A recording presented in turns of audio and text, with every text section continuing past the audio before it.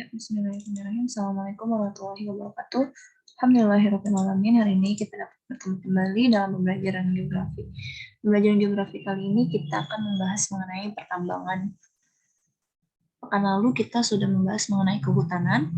Kalian masih ingat kan manfaat hutan bagi kehidupan kita untuk apa saja?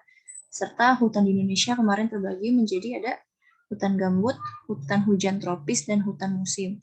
Semoga kalian bisa membedakan ya masing-masing hutan tersebut. Marilah kita membuka pembelajaran kali ini dengan membaca basmalah bersama-sama. Bismillahirrahmanirrahim. Materi kita hari ini mengenai pertambangan. Kemarin di awal Miss sudah melakukan pembukaan ya mengenai materi pertambangan. Sekarang asal bahan dan proses terjadinya bahan tambang itu terbagi menjadi berapa? Ada 3 ya. Ada organik. Kenapa organik disebutnya?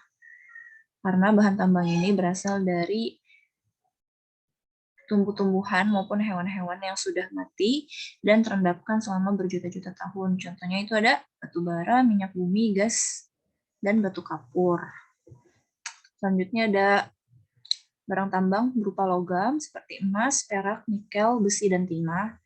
Dan anorganik maupun non-logam, berarti dia yang bukan berasal dari tumbuhan maupun hewan. Dan non-logam itu berlian, belerang, kaolin, dan sebagainya berikut.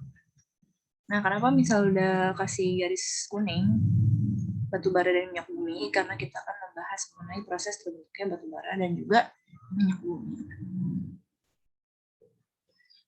Minyak bumi atau nama lainnya itu petroleum ya. Apa sih minyak bumi itu? Minyak bumi itu merupakan bahan bakar ya, bahan bakar minyak, bensin, dan produk-produk yang berbahan kimia.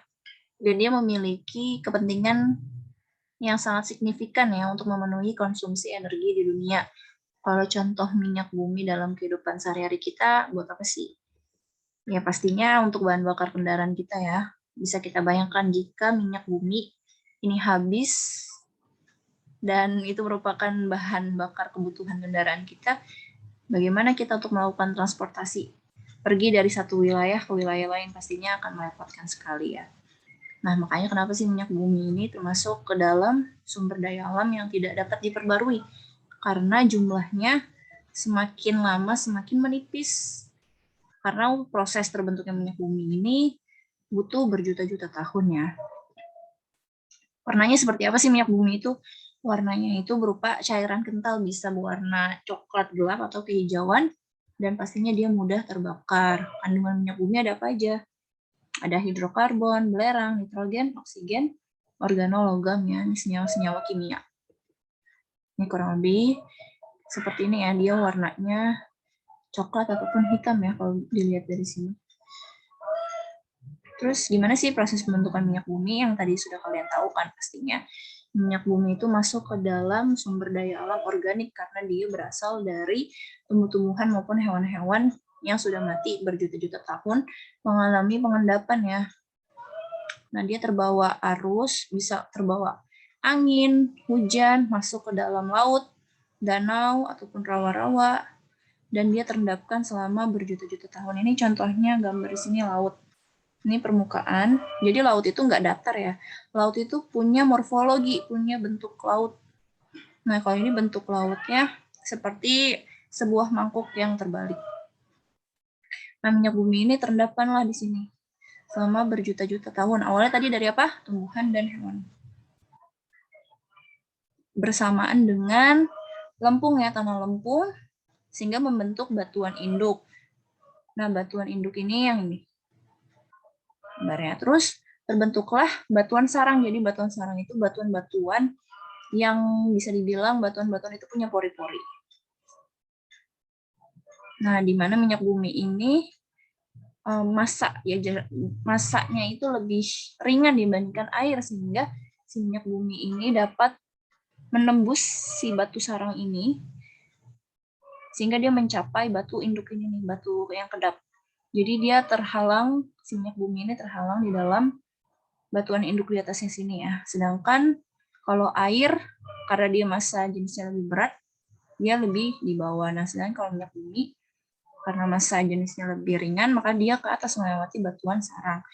Dan juga ini oil peak itu maksudnya oil peak itu puncak minyak ya, puncak minyak di suhu 100 derajat Celcius. Nah, semakin dalam maka tekanannya akan semakin besar ya, dan juga lapisan batuannya juga semakin bertambah, sehingga di sini merupakan puncak dari gas, tempatnya gas. Penimbunan jadilah gas di sini. Karena cekungannya semakin dalam. Sini. Seperti itu proses pembentukan minyak bumi. Semoga kalian dapat memahami. Nah, ini provinsi penghasil minyak bumi di Indonesia. Yang pertama itu ada di Riau. Ada di Provinsi Kalimantan Timur, Laut Jawa. Laut Jawa ini meliputi Jawa Barat, Jawa Tengah, Jawa Timur. Provinsi Kepulauan Riau, Provinsi Jawa Timur, Provinsi Sumatera Selatan, Jambi, dan Provinsi Papua Barat. Ya, jadi dia ada di Sumatera nih paling banyak nih. Bisa dibilang minyak bumi Sumatera, Jawa juga, Papua juga ya. Oke, nah sekarang batu bara ya. Kalau ngomongin batu bara, apa sih yang terlintas di benak kalian? Pembakaran panas ya. Oke, betul ya. Jadi batu bara ini berupa sedimen organik ya. Makanya kenapa batu bara ini masuk ke dalam sumber daya alam yang tadi proses pembentukannya dari organik, karena dia terbentuk dari tumbuhan ya. Tumbuhan yang mengalami pengendapan yang sudah mati berjuta-juta tahun juga. Manfaat batu bara apa sih? Sebagai energi pembangkit listrik. Terus bahan bakar utama produksi baja, semen, pabrik kertas, kimia, serta farmasi. Jadi bisa dibilang batu bara ini energi yang sangat dibutuhkan sekali ya bagi kehidupan kita. Proporsi sumber energi pada tahun 2025 itu minyak itu 20%, gas 30%, batu bara 33%, energi terbarukan 17%. Jadi batu bara ini masih memegang sumber daya alam yang masih memegang sangat tinggi dalam proporsi sumber energi. Gimana sih terbentuknya batu bara? Kalian tahu ini pohon apa? Ini pohon pakis.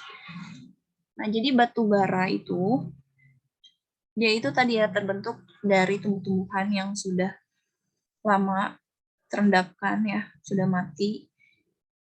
Terus terendapkan kan di buku kalian itu, dia terbagi menjadi dua teori, ada teori in situ sama drift, bisa kalian lihat, baca sendiri kalau di buku. Nah, ini bisa langsung jelasin aja gimana proses terbentuknya. Ini ketika tumbuh-tumbuhan mati itu tenggelam, maka panas dari bumi dan tekanan sehingga mengubah tumbuhan mati tersebut menjadi batu bara. Jadi, ya tadi yang tumbuhan ini sudah mati, terendapkan, dan dia berkaitan sama faktor yang mempengaruhi terbentuknya batu bara itu ada umur, suhu, dan tekanan. Kalian kan udah belajar nih ya, tanah gambut ya. Jadi emang ini kebanyakan itu terjadinya di rawa-rawa, daerah rawa-rawa. Sebagaimana yang udah kita pelajari berkaitan sama hutan gambut kemarin, kalian masih ingat kan bentuk hutan gambut, tanahnya tuh kayak gimana. Nah, awalnya itu proses akan terjadinya batu bara. Awalnya tuh dari tanah gambut ya, pit ini. Terus dia nanti berubah, semakin tekanannya itu semakin dalam, nanti akan berubah menjadi lignit, di mana itu dinamakan sebagai batu bara muda. Ini gambarnya. Terus ada subbituminous. Subbituminous, semakin tekanannya bertambah lagi, nama batu baranya bituminous, warnanya sudah mulai hitam dan dia mulai padat. Sedangkan kalau pit itu gambut itu kan kemarin ini ya, banyak air, masih banyak mengandung air. Pit sama lignit ini masih banyak mengandung air. Terus semakin dia perjalanan usia, suhu dan tekanannya semakin lama sehingga menghasilkan si antrasit nih. Antrasit ini warnanya hitam dan mengkilat.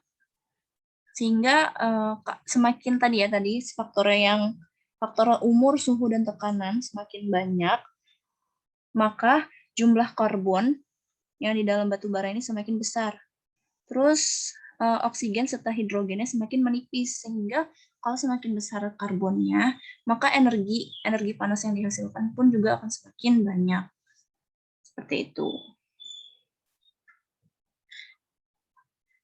Nih tadi ya tuh, unsur batu bara itu karbon, hidrogen, dan oksigen. Tapi kalau dia semakin lama, tadi waktunya, terus tekanannya, suhunya, dia itu akan menghasilkan batu bara yang lebih banyak mengandung karbon, sedangkan hidrogen dan oksigennya mulai menipis. Seperti tadi antrasit ya, yang proses terakhir itu, yang mulai mengalami pemadatan. Nah ini menurut ISDM, Kementerian ISDM, Energi Sumber Daya Mineral ya, ISDM itu, kita tuh masih punya 65 tahun umur cadangan batu bara. Sebagian besar itu ada di Kalimantan dan Sumatera. Nah ini menurut Kementerian ISDM Ridwan Jamaluddin dalam siaran persnya 26 Juli 2021. Nah inilah provinsi cadangan persebaran batu bara di Indonesia. Tadi dibilang ada di Kalimantan dan Sumatera. Nah inilah provinsinya. Ada Kalimantan Timur, Selatan, Tengah, Barat, Utara. Di Sumatera ada Jambi, Sumatera Barat, Sumatera Selatan, Riau, Sumatera Utara. Ya, jadi cadangan batu bara itu banyak di Pulau Kalimantan dan Sumatera. Oke, semoga kalian bisa memahami ya materi kita hari ini. Dan ini ada latihan soalnya. Silahkan kalian tulis di buku tulis kalian ya, di buku tugas geografi kalian. Nggak usah tulis soalnya, tulis aja langsung jawabannya, tapi dikasih keterangannya. Misalnya jawabannya A, berat jenisnya lebih kecil daripada berat jenis air. Terus ini soal latihan sebab akibat.